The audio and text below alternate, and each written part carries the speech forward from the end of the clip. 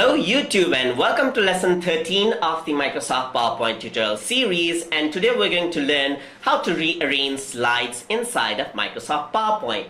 So over here, even in the last lesson we briefly took a look at it, but over here, let's say while you're editing PowerPoint slide you want to change its order. So I got this slide first, then this slide over here. Let me just delete that out. You can see that these are in certain order. I can simply click and drag, and you can see that I can rearrange the slide just like this. And if I want to bring the slide way down at the bottom, I'm simply going to click and drag. I'm holding the mouse pointer button. You can see that it will move all the way down, and I can leave the slide just like that.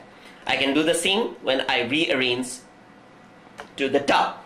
So as we discussed in last lesson, we can also rearrange section. So let's say I want section 1 after section 3, then I can do that just like this.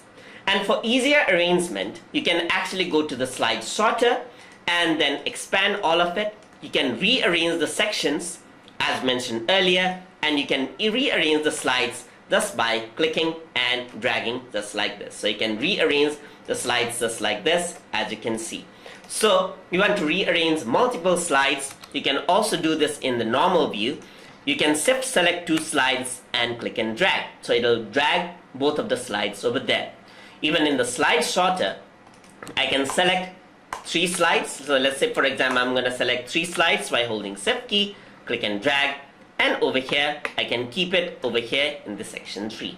So you can see that you can easily arrange the sections just by clicking and dragging, and by holding shift key for multiple selections. So that is how you can rearrange slides inside of Microsoft PowerPoint. Hope you guys learned something as always, and as always, please like, comment, share, and subscribe.